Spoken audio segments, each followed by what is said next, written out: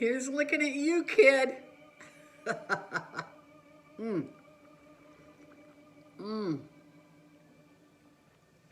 My good hot Italian roast with 1 spoon of raw sugar and cream. Mamma mia.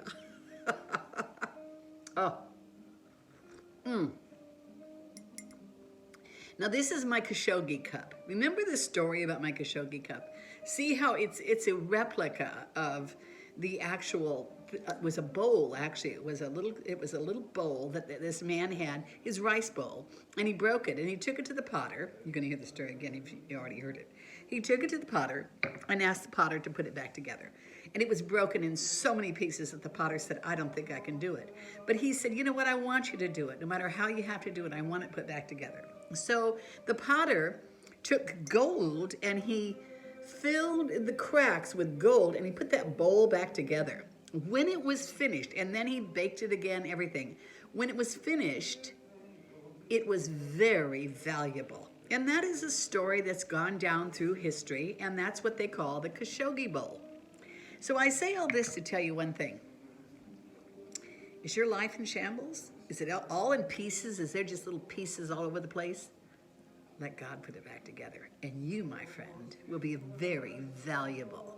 How do you like them apples? That isn't what I was going to talk about today, but I had to do it. And you know, my friend, Carmen, and is it Carmen? Michelle. Carmen and Michelle. I love those two. And they sent me this. I think it was them.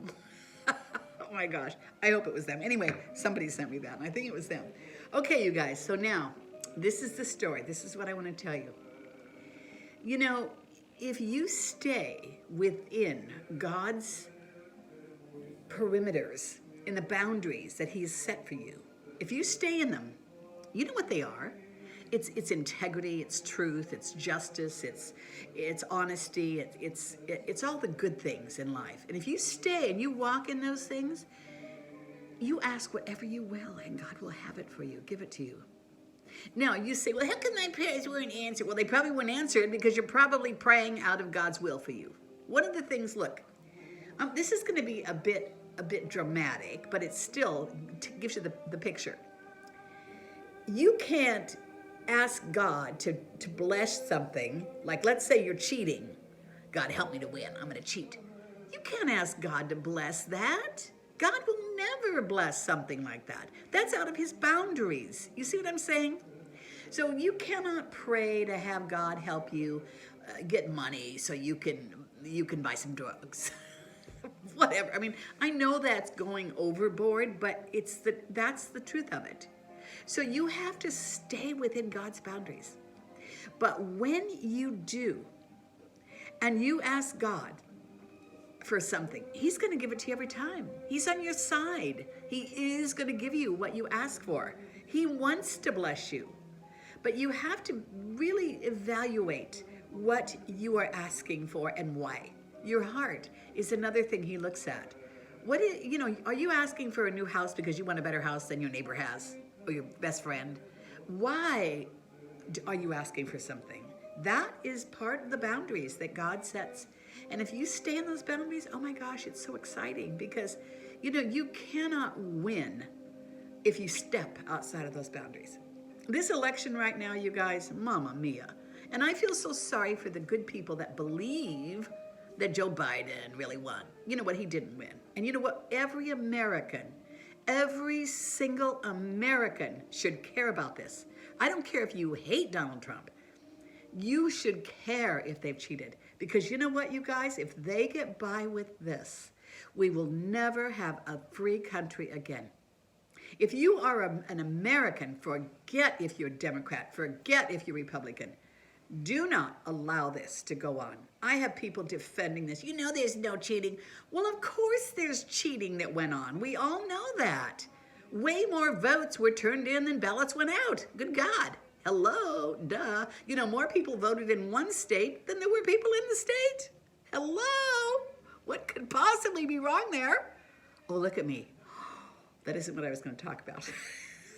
But I did it, and I'm glad I did it. Okay.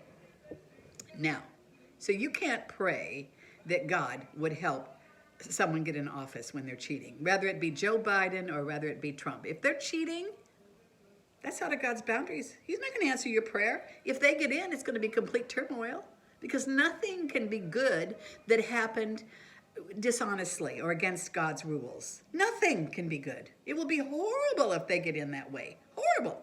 And if Trump got in that way, it'd be horrible that way too. No matter who it is, you can't have peace when you didn't do it God's way. Let the counting continue and stop defending, all right? Stop defending.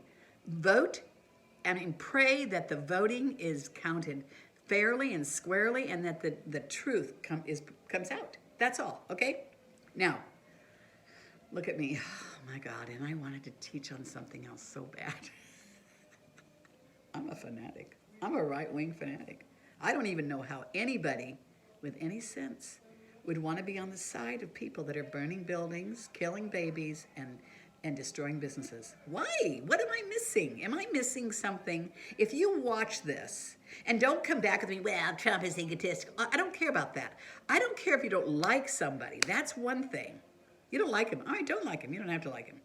But how could you stand on a side with people who are burning buildings and are destroying people's property and are swearing and cussing and beating people up? What in the world could possibly make a good person stay over there? And vote for someone who is definitely socialist, wants our country to go socialist. I understand the millennials, they don't get it. They're young. You know the old saying, if when you're 20, you're not a Democrat, you don't have any heart. And if you're 40 and you're not a Republican, you don't have any brains. I believe that. I really do.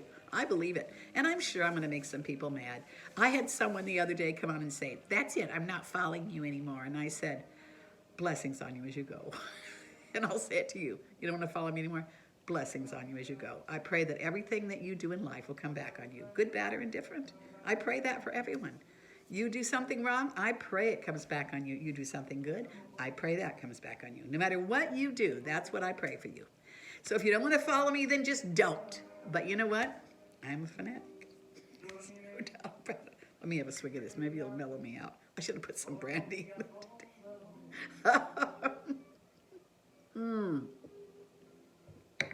Okay, I'm not going to talk a whole lot longer. I'm going to leave it there, but I want to say to you, be sure and stay within the boundaries that God has laid out.